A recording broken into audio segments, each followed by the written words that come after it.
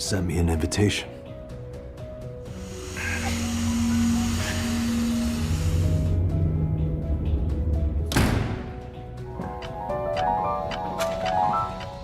La série commence avec Gi-hun à l'aéroport. Alors qu'il marche, il reçoit un appel de quelqu'un l'avertissant qu'il aurait dû prendre l'avion. Gi-hun avertit son interlocuteur qu'il les retrouvera et sort furieux de l'ascenseur. Il aile un taxi et dit au chauffeur qu'il doit se rendre à Séoul. Il s'arrête dans une supérette et se dirige directement vers les toilettes. Il enlève ses vêtements et commence à chercher un dispositif de suivi qui aurait pu être implanté sur lui. Comme il le soupçonnait, il en trouve un derrière son oreille. Il prend un couteau et se coupe la peau pour retirer le dispositif, les larmes coulant sur ses jambes. Soudain, un petit garçon entre et le regarde. Gi-hun s'excuse et dit à l'enfant qu'il sortira bientôt, lui demandant de lui laisser un peu de temps. Pendant ce temps, Junho survit et se retrouve à l'hôpital. Il commence à reprendre conscience et sa mère l'appelle par son nom lorsqu'elle voit ses paupières bouger. 2 ans plus tard, Junho travaille à nouveau. Il arrête 2 enfants sur un vélo car l'homme conduit sans casque. Il prend son permis et procède à lui infliger une amende. La femme descend et s'approche pour complimenter Junho, demandant à prendre des photos avec lui. Après avoir donné le papier de l'amende, l'homme part en colère contre l'intérêt de sa petite amie pour Junho. Lorsque Junho se retourne, il voit son patron qui l'observe. Il s'assoit pour un repas, mais Junho se montre amer et sarcastique durant l'interaction. Depuis qu'il a été abattu, il a quitté la division des crimes majeurs et malheureusement, toutes les preuves qu'il avait rassemblées n'ont servi à rien. Son téléphone est perdu et il n'y a aucune preuve des jeux du Squid Game, des VIP ou d'autres éléments. Son patron lui rappelle tout cela et lui demande s'il se souvient de la personne qui lui a tiré dessus, mais il ne s'en souvient pas. De retour chez lui, il voit une cicatrice de balle sur son épaule et commence à avoir des flashbacks de la fusillade. La personne en face de lui enlève son masque pour révéler son frère. Avant qu'il ne puisse comprendre, son frère lui tire dessus. Gi-hun est dans un motel. Il a installé des caméras de surveillance partout. Soudain, sa sonnette commence à sonner et peu après, une carte portant son numéro de joueur glisse sous la porte. Il l'ouvre et voit le recruteur tenant les têtes des anciens joueurs. Gi-hun commence à lui tirer dessus, mais il se réveille, révélant que c'était un rêve. Par la suite, il rencontre Monsieur Kim, qui lui fait le point sur leur progrès. Gi-hun est désespéré de retrouver le recruteur et a même envoyé un gangster, Monsieur Kim, et son associé Woo Seok pour fouiller le métro à sa recherche. Même après 2 ans, il n'y a aucun signe de cet homme. Gi-hun ne se décourage pas et croit qu'ils doivent élargir leurs recherches. Il veut plus d'hommes, et bien sûr, comme l'argent n'est pas un problème, Gi-hun paie volontiers. En fait, il offre même une récompense d'1 milliard de won pour le retrouver. Monsieur Kim quitte le motel et monte dans la camionnette qui l'attend. Il dit aux gens qu'ils doivent trouver cet homme et mentionne la récompense d'1 milliard de wons, ce qui les motive à accomplir leur tâche. Junho se rend sur un quai où le capitaine d'un bateau, le capitaine Park, prépare son embarcation. Lorsqu'il voit Junho, il lui donne un gilet de sauvetage. Le capitaine Park commence à rappeler à Junho leur tentative infructueuse de trouver l'île mystérieuse, affirmant que ce voyage sera probablement tout aussi vain. Cependant, Junho garde espoir. Il cerne des zones sur une carte et il démarre le bateau pour repartir à la recherche de l'île. Les hommes de main se mettent au travail et lancent une vaste opération, rassemblant tous ceux qu'ils peuvent pour retrouver le recruteur. Ils le cherchent partout, allant même jusqu'à fouiller les sacs de citoyens ordinaires et prendre des photos d'eux. Mais aucun d'entre eux n'est la personne que recherche Gi-hun. En même temps, le voyage de Junho sur l'eau s'avère infructueux. Ils ne parviennent pas à trouver l'île. Une forte tempête se lève et le capitaine Park se plaint de leur quête inutile. Junho finit par admettre que c'était effectivement futile. Finalement, les recherches portent leurs fruits. Monsieur Kim et Woo Seok trouvent le recruteur à la station de métro jouant à Dakji. Ils appellent Gi-hun et celui-ci leur ordonne de le suivre. Kim le retrouve de l'autre côté du métro et après avoir obtenu sa position, ils le prennent en filature. Le recruteur apparaît dans un parc fréquenté par des sans-abri où il incite de nombreuses personnes à choisir entre un pain ou un billet de loterie. La plupart choisissent le billet, mais aucun ne gagne. Après cela, il se dirige vers le centre du parc et détruit les pains devant eux. Pendant que Gi-hun se précipite vers la station, il est arrêté par des policiers. C'est Junho et son collègue. Alors qu'il tente de les gérer, le recruteur s'enfuit en voiture. Monsieur Kim prend un taxi pour le suivre. Après avoir reçu une contravention pour excès de vitesse, Gi-hun continue de foncer. Son collègue informe Junho que l'homme a plusieurs téléphones et tablettes dans sa voiture. Pendant ce temps, Monsieur Kim et Woo Seok suivent le recruteur jusqu'à une ruelle, mais ils se font piéger par lui. Au même moment, Junho consulte les plaques d'immatriculation de la voiture de Gi-hun et voit sa photo, se souvenant de leur interaction précédente. Quand Gi-hun arrive à l'emplacement désigné, il trouve du sang et un couteau. Le recruteur a kidnappé et torture les 2 hommes. Il explique qu'ils vont maintenant jouer à pierre, feuille, ciseaux. Celui qui perd devra jouer à la roulette russe. Pendant le jeu, Monsieur Kim est tué et Woo Se-ok révèle l'endroit où Gi-hun séjourne. Jun-ho trouve le local loué par Gi-hun pour son opération visant à retrouver le recruteur et y entre. Il parcourt les dossiers et trouve l'adresse du motel où Gi-hun séjourne. Le recruteur se rend chez Gi-hun. Imperturbable, Gi-hun lui dit qu'il veut transmettre un message à ses supérieurs. Il explique que le recruteur ne comprendra pas. Cependant, le recruteur révèle son propre passé, expliquant qu'il a été confronté à un choix impossible, sa famille ou son travail. Le recruteur a dû tuer son propre père, mais Gi-hun le regarde avec scepticisme. Il rétorque amèrement à quel point les jeux étaient horribles. Le recruteur propose alors de jouer à un jeu, la roulette russe. À leur insu, Jun-ho est à l'extérieur. Ils commencent à jouer et finalement le recruteur perd. Imperturbable, il se tire une balle.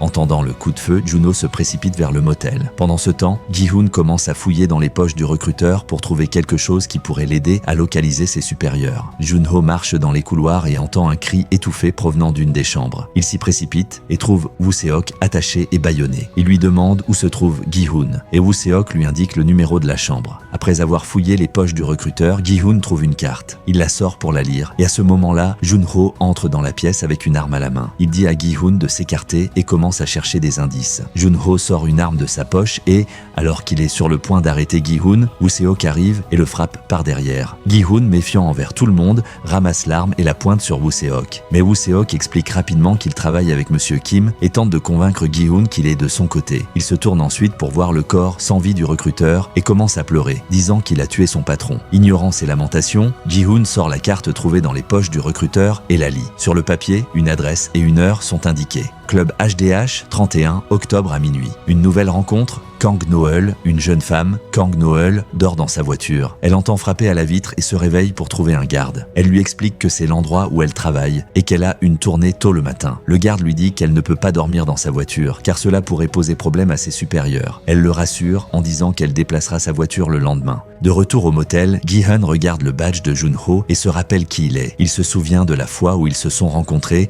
et Jun-ho lui raconte qu'ils se sont aussi croisés sur l'île. Jun-ho, déguisé en garde à ce moment-là, posait des questions sur son frère. Ils commencent à échanger des informations sur le jeu, mais Jun-ho ne révèle pas l'implication de son frère. Jun-ho souhaite collaborer avec Gi-hun pour retrouver les VIP, mais Woo Se-ok les interrompt en disant qu'on ne peut pas faire confiance aux policiers. Malgré cela, Gi-hun finit par libérer Jun-ho. Les trois se dirigent vers une autre pièce où Gi-hun conserve son argent. Woo Se-ok réalise alors que ce que Gi-hun disait est vrai. Gi-hun leur dit que cet argent est de l'argent ensanglanté et qu'il compte l'utiliser pour se venger des responsables. Jun-ho et Woo Se-ok, déterminés, lui offrent leur soutien. Préparatifs pour une nouvelle mission. Jun-ho fait remarquer qu'ils n'ont pas assez d'armes pour affronter les gardes armés de l'île. Gi-hun leur montre sa collection d'armes. Il demande à Woo Se-ok de rassembler une équipe prête à travailler avec eux. Ensuite, il les conduit dans un endroit où ils peuvent s'entraîner au tir. Gi-hun dit à Jun-ho que, s'il veut travailler avec lui, il devra quitter son travail actuel. Dans un parc d'attractions, un événement est organisé. Différentes personnes en costume amusant les enfants, leur donnent des bonbons et dansent avec eux. Kang No-eul fait partie des animateurs, portant un costume de lapin rose. Ils se rendent tous dans les vestiaires, mais une petite fille les suit. La fillette donne un dessin à No-eul qui la remercie chaleureusement. En même temps, la petite fille remarque une cicatrice sur le poignet de No-eul. Un autre homme en costume entre et enlève son masque en se plaignant de la chaleur. Quand la fillette voit cela, elle se met à pleurer et son père vient la chercher. Après leur départ, l'homme explique à No-eul que la petite fille a un cancer et a besoin d'une greffe de moelle osseuse. Ailleurs, Ji-hun observe le jeune frère de Sae-byok rentrer de l'école et rejoindre sa grand-mère. Il se rend ensuite auprès d'un homme qui l'aide à transporter Sae-byok depuis la Corée du Nord. L'homme explique que Sae-byok est actuellement malade et qu'il serait dangereux de la déplacer dans cet état. Ji-hun sort un bout de papier de sa poche et le donne à l'homme. Il lui dit que c'est l'adresse où vit le frère de Sae-byok et lui demande de contacter ce numéro en cas de problème. Il quitte ensuite le bureau. Au même moment, No-eul monte également les escaliers menant au même bureau. No-eul, qui a fui la Corée du Nord, cherche désespérément son enfant d'1 an, toujours resté dans son pays natal. Elle demande à l'homme de chercher une dernière fois son enfant et lui offre une grosse somme d'argent. Cependant, l'homme lui répond que même s'ils n'ont pas trouvé son corps, il est probable qu'elle ne soit plus en vie. Il repousse l'argent que No-kul lui tend. Plus tard dans la nuit, No-kul est à nouveau dans sa camionnette regardant une photo de famille. Elle prend une pilule, mais quelqu'un frappe à sa fenêtre à ce moment-là. Pensant que c'est le garde, elle lui dit qu'elle va déplacer sa voiture, mais la personne l'appelle par son nom. Quand elle baisse la vitre, il lui tend une carte pour le jeu et s'éloigne. Jun-ho est la quête de son frère. Le lendemain, Jun-ho se rend au cimetière de l'épouse de son frère. Sa mère l'appelle pour lui demander de surveiller les environs au cas où son frère, In-ho, déciderait de se montrer, car c'est l'anniversaire de la mort de sa femme. De retour chez lui, la mère de Jun-ho réalise que son fils aîné est parti et ne reviendra jamais. Elle pense qu'il se sent indésirable parce qu'il est son beau-fils. Elle lui rappelle le moment où il a donné un rein pour sauver Jun-ho et regrette de ne pas avoir aidé la femme d'In-ho. Jun-ho lui répond qu'il en a assez d'entendre cela tous les jours. Dans le parc d'attractions, la petite fille attend le lapin rose avec impatience et sourit en le voyant. Cependant, le lapin passe sans lui donner de bonbons comme la veille. Ce n'est pas Noel qui porte le costume cette fois-ci. Elle est dans le bureau de son patron. Elle lui annonce qu'il lui est arrivé quelque chose et qu'elle doit démissionner. En sortant, elle voit une ambulance emmener la petite fille. Elle marche ensuite et ramasse le bonnet de la fillette tombée sur le sol. Ji-hun se fait poser une nouvelle dent avec un dispositif de suivi intégré. Woo-seok paie généreusement le dentiste et lui demande de garder le silence. Pendant ce temps, Noel se rend à l'hôpital où se trouve la petite fille. Les soins de santé de la fillette ne sont plus couverts par l'assurance et son père apprend qu'il doit payer les frais lui-même. Noel entre dans la chambre de l'enfant, place le bonnet sur sa tête, puis quitte discrètement la pièce. Les préparatifs de Ji-hoon et son équipe.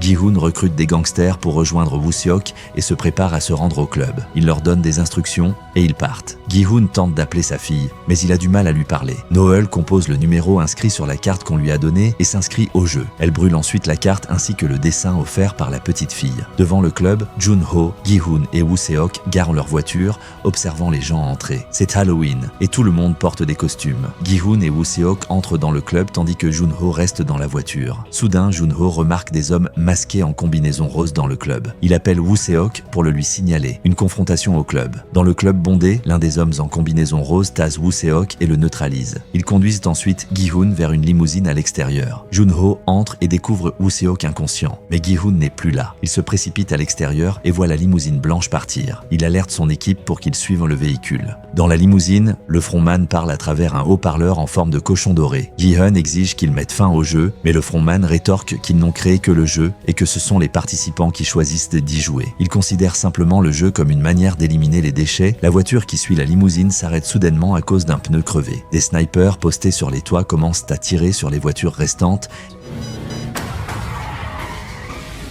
y compris celle de Jun-ho. Réalisant qu'il ne reste qu'une option, Ji-hun demande à être réintégré dans les jeux. Après quelques hésitations, le frontman accepte et remplit la limousine de fumée pour rendre Ji-hun inconscient. Noel entre dans l'arène. Après que Ji-hun a perdu connaissance, une cloison s'ouvre. Le frontman est dans la voiture et se tourne pour accueillir Ji-hun dans le jeu. Dans son véhicule, Jun-ho voit le dispositif de suivi sur Ji-hun et informe les autres que le plan B est activé. Pendant ce temps, Noel a été recrutée non pas en tant que joueuse, mais comme soldat. Elle prend un uniforme parmi les 3 grands camions stationnés dans un terrain abandonné et se prépare à rejoindre les jeux. La réintégration de Ji-hoon dans les jeux Jun-ho et Woo-seok, accompagnés d'autres hommes, sont au quai, chargeant le bateau du capitaine Park. Jun-ho sort le dispositif pour vérifier si le traceur fonctionne toujours et il émet toujours un signal rouge. Ji-hun ouvre les yeux et se retrouve dans un endroit familier. Il porte un uniforme avec le numéro 456 inscrit dessus. Il se lève et voit d'autres joueurs autour de lui. Un joueur s'approche et commence à lui parler, lui demandant de l'aider à se débarrasser de son karma. Alors qu'ils discutent, des soldats entrent. L'un d'eux accueille les joueurs et leur explique les règles du jeu. Ils joueront pendant 6 jours et gagneront beaucoup d'argent. Mais certains joueurs commencent à poser des questions. Pourquoi ont-ils été kidnappés et amenés ici? Pourquoi les gardes portent-ils des masques? Les soldats expliquent qu'ils ne peuvent pas révéler leur identité ni celle de leurs supérieurs. Cela n'empêche pas les joueurs de protester. Les gardes commencent alors à révéler des informations sur les joueurs. L'un d'eux est un youtubeur connu pour avoir escroqué des gens, nommé Myung-gi. Ils continuent à révéler d'autres informations. Certains joueurs ont des dettes atteignant jusqu'à 10 milliards de won. Le garde annonce ensuite qu'ils ont tous beaucoup de dettes et qu'ils ne peuvent pas se permettre de partir. Il leur offre une dernière chance, partir ou rester. Personne ne quitte le jeu. Le garde explique alors le montant qu'ils recevront à la fin du jeu, une somme de 45,6 milliards de won. En entendant cela, les participants sont ravis. Le garde continue à expliquer comment l'argent sera réparti après chaque jeu. Puis il annonce une offre spéciale. Après le premier jeu, si la majorité des joueurs votent pour arrêter, le jeu prendra fin et l'argent sera réparti entre eux. Soudain, Young-sik remarque sa mère et ils commencent à se disputer. Chacun dit à l'autre de quitter le jeu et de rentrer chez eux. Ils se disputent et se battent, mais aucun des deux ne quitte le jeu. Le garde annonce ensuite qu'ils peuvent signer un contrat pour participer au jeu. Dans le jeu, plusieurs joueurs sont mécontents de Myung-gi car ils ont perdu beaucoup d'argent en suivant ses conseils. Parmi eux se trouvent Namgyu et un rappeur aux cheveux violets surnommé Thanos. Thanos confronte Myung-gi, mais Namgyu intervient pour empêcher une altercation physique. Gi-hun signe également le contrat. Pendant ce temps, Jun-ho et les autres atteignent l'île. Le capitaine Park demande ce qui se passe et Jun-ho révèle qu'il a trouvé un joueur qui a déjà participé au jeu et qui est maintenant ramené. Ils suivent le signal du traceur pour localiser l'endroit exact. Premier jeu, lumière rouge, lumière verte. Dans le jeu, le premier jeu est sur le point de commencer. Alors qu'ils prennent des photos, tout le monde se rapproche de Thanos pour prendre des selfies avec lui. Les gardes rappellent qu'il est interdit de prendre des photos en groupe, alors Thanos prend une photo seul. Après la photo, Gi-hun entend quelqu'un l'appeler. Il se retourne et voit Jung-bae, un de ses amis. Choqué, Gi-hun lui demande ce qu'il fait ici. Ils discutent de ce qui s'est passé dans leur vie depuis qu'ils ont perdu contact. Gi-hun conseille à Jung-bae de rester près de lui et de faire attention à tout s'il veut survivre. Jun-ho et son équipe atteignent l'île. Ils descendent du bateau et utilisent un drone pour surveiller la zone. Dans le jeu, les joueurs sont emmenés sur le terrain pour le premier jeu. On leur annonce qu'il s'agit de lumière rouge, lumière verte. Pendant ce temps, le groupe de Jun-ho escalade une montagne et trouve un pêcheur au sommet. Le traceur est exactement à l'endroit indiqué, mais il n'y a aucun signe de Gi-hun. Dans le même temps, Gi-hun retire la fausse dent contenant le traceur et réalise qu'il a été piégé. Le groupe comprend alors que le traceur est dans un appât pour poissons et que les organisateurs des jeux les surveillent. Le jeu commence. Gi-hun court devant les joueurs et commence à crier, leur disant que s'ils perdent, ils seront abattus. Mais les joueurs se moquent de lui, le qualifiant de fou. Gi-hun continue de tenter de les convaincre, mais le jeu démarre et il essaie de guider le groupe. Jung-bae demande à Gi-hun d'arrêter de paniquer les autres, mais Gi-hun persiste. Soudain, une joueuse bouge lorsqu'une abeille se pose sur elle et elle est éliminée. Une autre femme hurle à cause de l'abeille et est également abattue.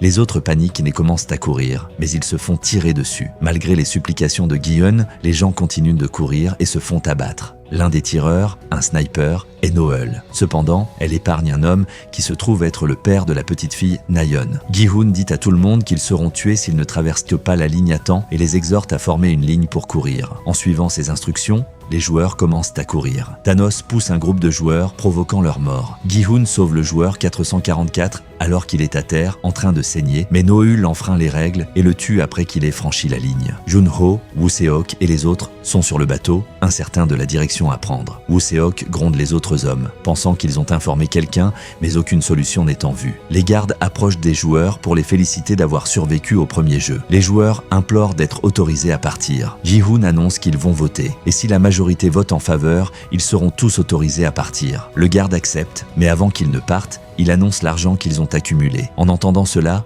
la promesse d'argent parvient à influencer les masses. Le vote commence et le premier à voter est Gi-hun. Il choisit d'arrêter le jeu. Jang Dae, l'homme ayant une dette de 10 milliards de wons, n'est pas content lorsque Gi-hun essaie de rallier les gens pour arrêter. D'autres se joignent à lui et accusent Gi-hun de faire partie des gardes. Les joueurs se divisent. Certains soutiennent Gi-hun, tandis que d'autres l'accusent.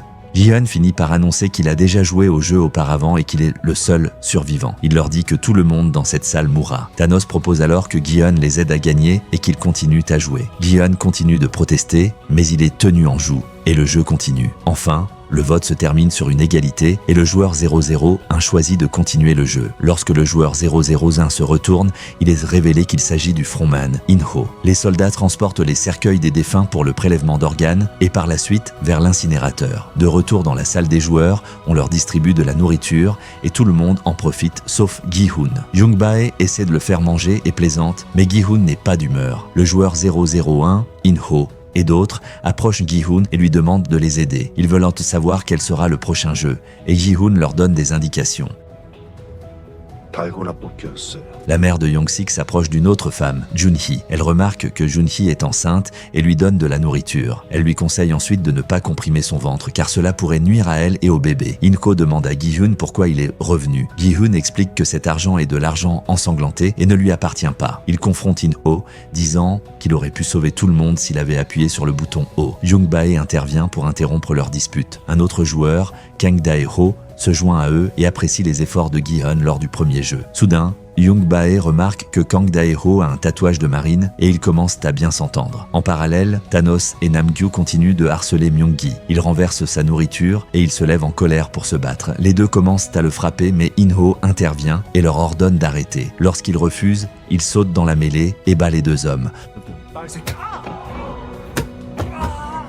Plus tard dans la nuit, In-ho rejoint Ji-hoon et commence à lui raconter son histoire. Sa femme est tombée malade et il a dû contracter de nombreux prêts. Il invente différentes histoires pour tenter de faire en sorte que Gi-hoon sympathise avec lui. Pendant ce temps, dans la salle d'opération, les trafiquants d'organes ont des difficultés à extraire des parties utilisables des corps. Beaucoup d'organes ont été jugés inutilisables car les corps ont été criblés de balles. Les soldats essaient de tirer avec précaution pour éviter de détruire les organes. Mais Noel tire sur tout le monde. Cela est rapporté au chef et Noel est convoqué. Le chef des gardes évoque leur connaissance de 7 ans et exprime son incompréhension quant à ses récents comportements. Il lui rappelle ce qu'il a fait pour elle auparavant, mais elle répond qu'elle suit maintenant les ordres qu'on lui donne. Il lui demande si elle craint que les patrons découvrent leur opération, mais elle ne s'inquiète pas de cela. Elle demande à partir. Pendant ce temps, Juno retourne à la gare de Séoul et cherche désespérément de l'aide. Cependant, sans preuve, ses efforts restent vains. Il réalise qu'il doit trouver une autre manière d'obtenir de l'assistance. Il appelle Woo Se-ok et lui dit qu'il ne peut pas obtenir d'aide à la gare. Après avoir raccroché, Woo Se-ok se rend chez le capitaine Park. Il lui raconte tout sur le jeu, l'île et les personnes impliquées.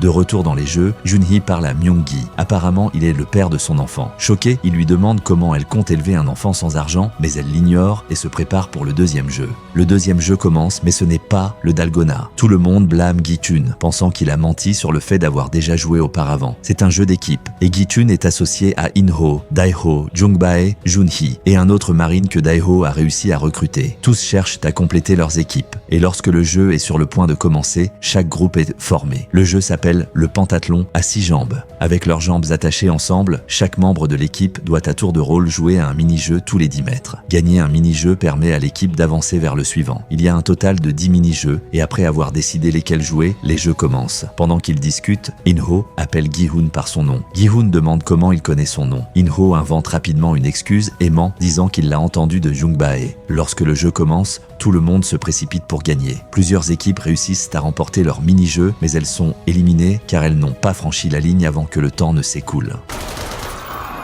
En voyant cela, Namgyu commence à paniquer. Il demande à Thanos de lui donner une drogue, mais Thanos hésite, pensant que cela pourrait être trop pour lui. Namgyu insiste, affirmant qu'il a de l'expérience, et Thanos finit par céder. Les corps des joueurs morts sont récupérés et placés dans des cercueils. Mais l'un des soldats commence à passer autour, tirant sur les personnes dans les cercueils. Après la mort du premier groupe, il semble que les jeux continueront, et les différents leaders font de leur mieux pour mobiliser leurs équipes respectives. Le jeu reprend alors. Le jeu continue avec les joueurs restants. Une jeune femme nommée Hyun-ju dirige efficacement son équipe, montrant des performances solides et un excellent esprit d'équipe. Lors du 4e jeu, une femme de l'équipe de Hyun-ju a du mal à terminer le dernier défi et commence à dire que les dieux les ont abandonnés. Cependant, Hyun-ju la gifle et lui dit qu'elle ne peut pas abandonner maintenant. Finalement, ils parviennent à gagner. Les autres suivent, et les plus chanceux gagnent, tandis que les autres sont tués.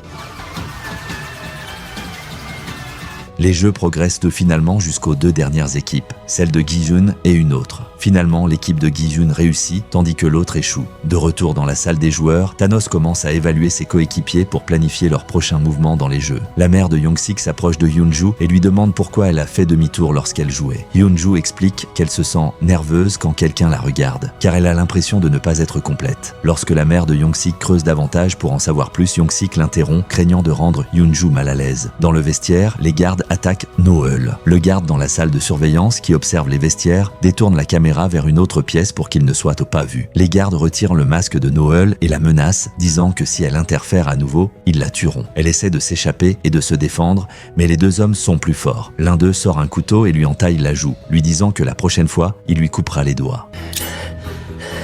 Pendant ce temps, les joueurs célèbrent la victoire de l'équipe de Gi-hoon. Dae-ho propose qu'ils se présentent tous. Il commence par dire son nom, suivi par les autres qui expliquent également ce que leur nom signifie. Quand c'est au tour d'In-ho, il dit que son nom est Young-il. Leur conversation est interrompue lorsque les gardes entrent. Ils informent les joueurs de la somme totale d'argent accumulée et annoncent ensuite le montant qu'ils recevront avec 110 joueurs morts. Cependant, les joueurs ne sont pas satisfaits de la somme. Les gardes annoncent alors qu'il est temps de voter. La mère de Young-sik, pensant qu'ils vont enfin sortir, commence à inviter les autres à venir manger chez elle une fois qu'ils seront libérés. Gi-hoon dit à son groupe qu'ils ne doivent pas perdre ce vote et promet de les aider quand ils sortiront. Le vote commence avec le joueur numéro 1. In-ho s'avance et vote X. La mère de Young-sik l'avertit de ne pas choisir O, mais lorsqu'il vote, il choisit O. Les autres suivent et le camp O commence à gagner. Gi-hoon et In-ho tentent de convaincre les autres de voter X en expliquant que les gens meurent. Jang Dae, l'homme ayant une dette de 10 milliards de won, intervient et affirme que l'argent accumulé ne couvre même pas 10% de leur dette. À la fin du débat, Jang Dae réussit à faire chanter les autres joueurs encore un jeu. Lorsque le vote se termine, Oh l'emporte par une large marge.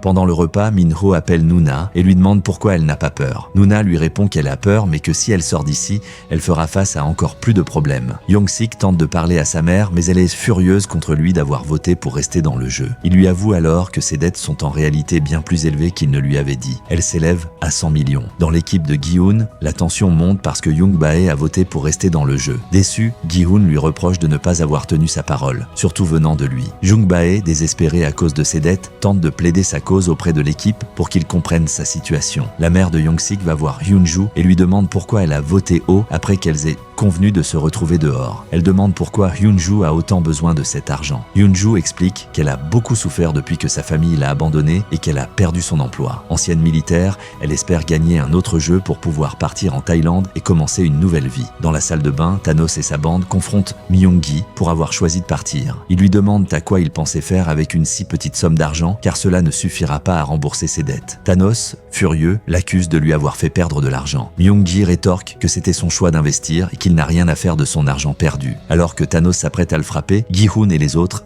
arrivent et mettent fin à la confrontation.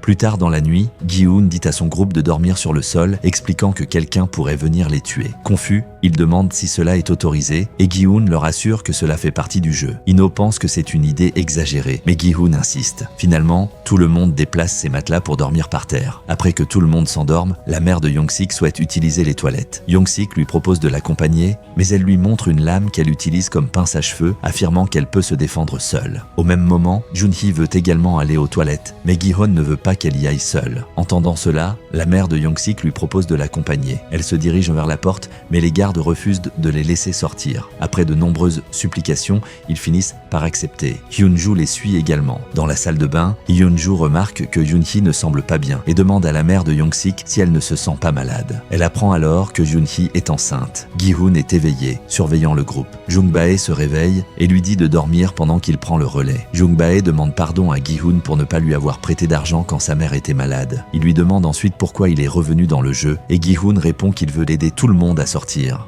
Dans la salle de bain, Junhee reste trop longtemps enfermée dans les toilettes. La mère de Young-sik frappe à la porte mais n'obtient aucune réponse, inquiète et entend Junhee pleurer. Elle ouvre la porte pensant que Junhee pourrait être en train d'accoucher mais découvre que Junhee est submergée par la peur et les émotions. De leur côté, Jun-ho et son équipe n'ont toujours pas abandonné. Le capitaine Park, plus déterminé que jamais, rassure Jun-ho qu'ils ne cesseront pas leurs recherches tant qu'ils n'auront pas trouvé l'île. Le matin arrive et le troisième jeu est sur le point de commencer. Noel, toujours avec une vilaine coupure sur la joue suite au jeu précédent, se prépare à rejoindre les autres gardes pour la prochaine manche. Les joueurs se rassemblent et l'annonceur leur explique que le jeu s'appelle Mingle. Les règles du jeu incluent une plateforme tournante au centre. Lorsqu'un numéro est annoncé, les joueurs doivent se regrouper en équipe de cette taille et entrer dans les pièces désignées. Les portes se ferment après 30 secondes. Ji-chun, In-ho et les autres leaders improvisés encouragent leurs équipes à rester calmes et à ne pas paniquer pendant le jeu. Lorsque le jeu commence, la panique s'installe. Gi-hoon se retrouve dans une pièce avec son équipe et une autre femme qu'ils ont amenée. Il observe à travers la porte des joueurs qui n'ont pas réussi à trouver un groupe. Les gardes apportent des cercueils,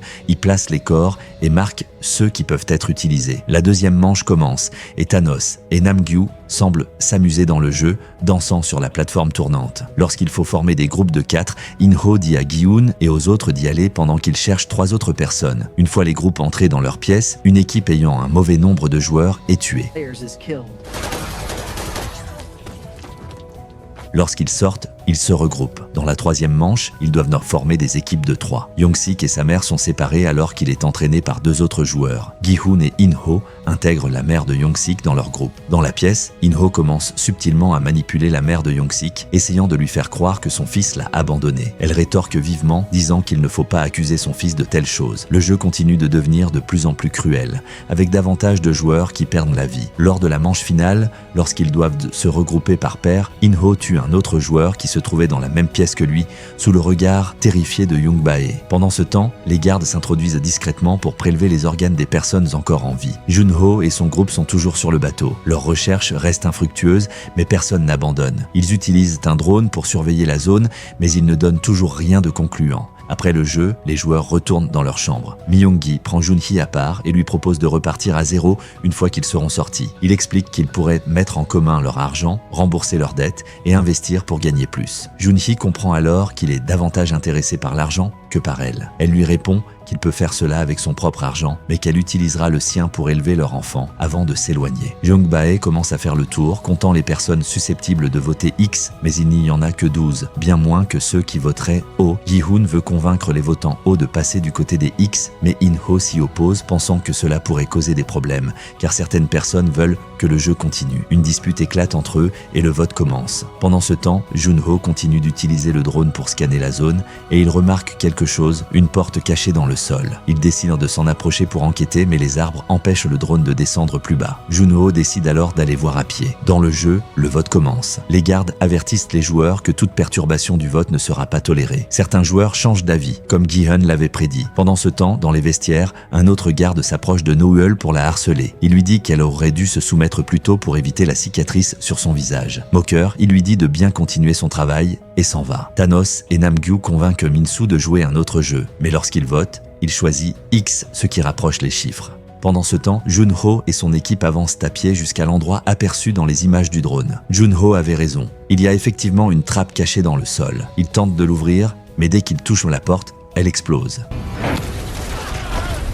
Young-sik change son vote en X cette fois, aidant les votants X à prendre l'avantage. Lorsque vient le tour du dernier votant, le joueur numéro 1, In-ho, Jung-bae, hésite. Il dit à Gi-hoon qu'il ne lui fait pas confiance et commence à expliquer ce qui s'est passé durant le jeu, mais il est interrompu par le vote d'une autre femme qui choisit O. Quand vient le tour d'In-ho de voter, il choisit X, ce qui provoque une égalité. Les gardes informent les joueurs qu'ils voteront à nouveau le lendemain, leur donnant du temps pour réfléchir à leurs décisions et à leur avenir. Pendant ce temps, l'équipe de Jun-ho fait face à une crise après l'explosion. Un homme est mort et un autre est blessé. Le capitaine Park suggère de retourner sur la terre ferme, mais après tout ce qui s'est passé, l'équipe est déterminée à se venger des responsables. En retournant dans leur chambre, Gi-hoon demande à Young-bae ce qu'il voulait lui dire plus tôt, mais Young-bae change d'avis et répond que ce n'était rien. Pendant ce temps, Young-sik tente de persuader les votants O de rejoindre leur camp, mais cela se termine en dispute houleuse. Au milieu de la tension, Ji-hoon ouvre son emballage alimentaire et trouve une fourchette cachée à l'intérieur. Thanos et Namgyu suivent Minsu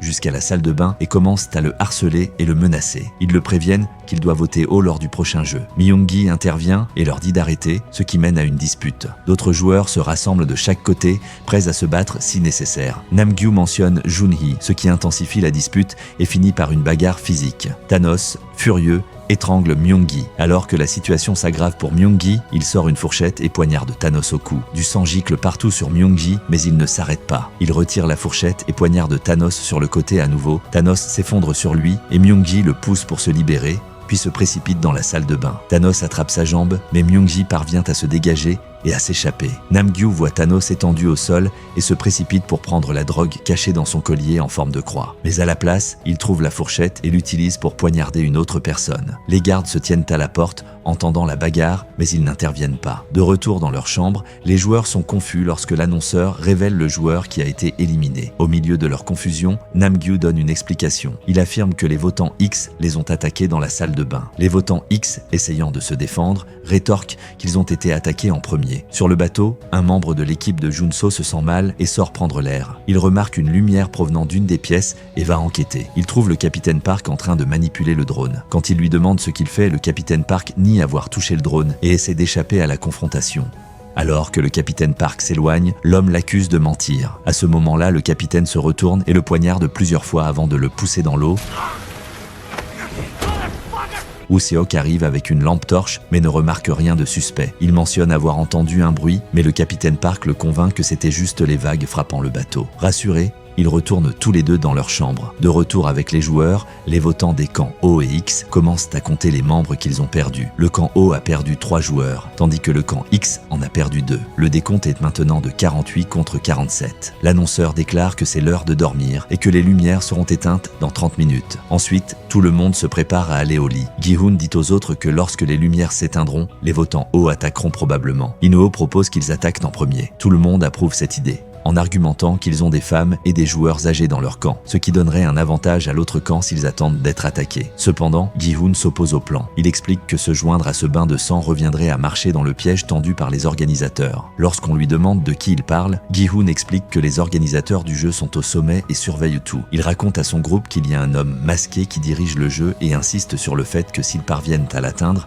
il pourrait mettre fin à tout cela. Gi-hoon propose un plan. Ils doivent prendre les armes des gardes et se battre. In-ho argumente que c'est trop dangereux. Gi-hoon partage alors son idée de s'emparer des armes. Ils attendront que le combat commence, puis ils agiront. Pendant ce temps, Namgyu commence à prendre les pilules qu'il a obtenues de Thanos. Il sort la fourchette et la regarde fixement. Junhee va voir Myung-gi et lui conseille de se cacher lorsque les lumières s'éteindront et d'éviter tout problème. Une fois les lumières éteintes, les votants X se cachent sous leur lit comme prévu. Les votants O commencent leur attaque, tuant ceux qui sont encore sur leur lit.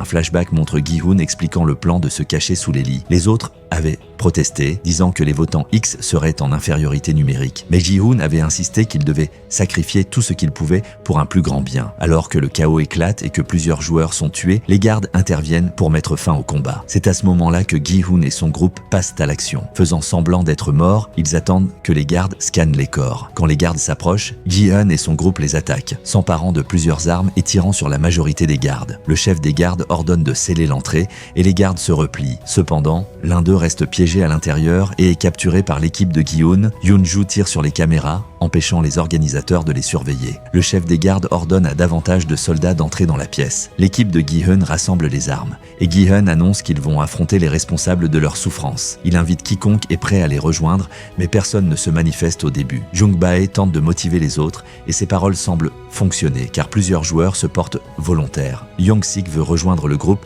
mais sa mère l'en empêche. Yoon-ju s'avance pour donner au groupe une formation sur l'utilisation des armes, s'appuyant sur son expérience d'ancienne militaire. Gi-hoon approche ensuite le garde capturé et lui ordonne d'enlever son masque, révélant qu'il est un jeune homme. Gi-hoon lui demande de les conduire à la personne en charge. Brisant une vitre sur une porte, Gi-hoon déverrouille celle-ci et le groupe avance vers l'aire de jeu où d'autres gardes les attendent. Un échange de tirs s'ensuit, avec des pertes des deux côtés.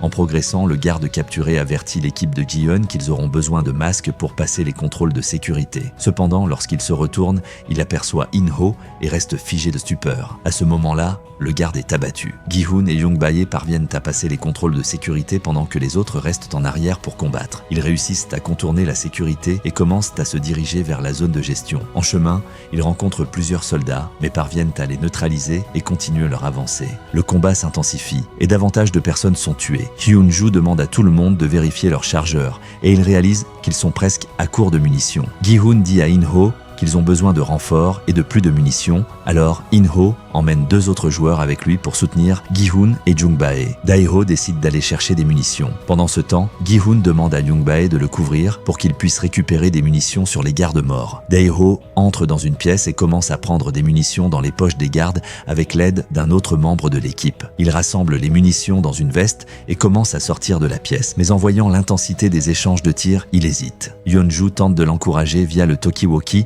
mais Dae-ho laisse tomber l'appareil, paralysée par la peur. Comprenant l'urgence de la situation, Yeon-ju décide d'y aller elle-même, sachant qu'ils ne survivront pas sans les munitions. Dans les couloirs menant à la zone de gestion, le groupe de Gi-hoon avance, mais In-ho révèle ses véritables intentions. Il abat 2 des hommes avec lui et utilise leurs cris pour tromper Gi-hoon, lui faisant croire qu'In-ho a également été tué. Convaincu qu'In-ho est mort, Gi-hoon continue sans se douter de la trahison. Hyun-ju atteint la pièce où se trouve Dae-ho et le trouve adossé au mur, paralysé par la peur. Frustrée, elle lui arrache les chargeurs des mains et se prépare à partir. Cependant, alors qu'elle se retourne, une douzaine de gardes entrent par la porte. Déterminée à se battre, Hyun-ju se met en position, mais la mère de Young-sik, qui est également présente, la supplie de ne pas avancer, l'avertissant qu'elle mourra si elle le fait. Pendant ce temps, les joueurs qui continuent de se battre sur le terrain se retrouvent complètement à court de munitions. N'ayant pas d'autre option, l'un des joueurs utilise sa dernière balle pour se tirer dessus. Les deux autres se rendent, mais les gardes les exécutent sans pitié. L'un d'eux est le père de Nayeon, la petite fille atteinte de cancer. Gi-hoon et Jung-bae, désormais sans option, se rendent également. L'homme au masque noir confronte Gi-hoon, sort une arme et tue froidement Jung-bae sous les yeux de Gi-hoon. Ce dernier s'effondre, pleurant de désespoir, tandis que l'homme masqué s'éloigne calmement. Le désespoir et la cupidité peuvent créer le chaos et détruire des vies, mais la confiance et le travail d'équipe sont les clés pour surmonter des systèmes injustes. Mais pensez-vous que la série parvient à montrer à quel point il est important de rester unis ?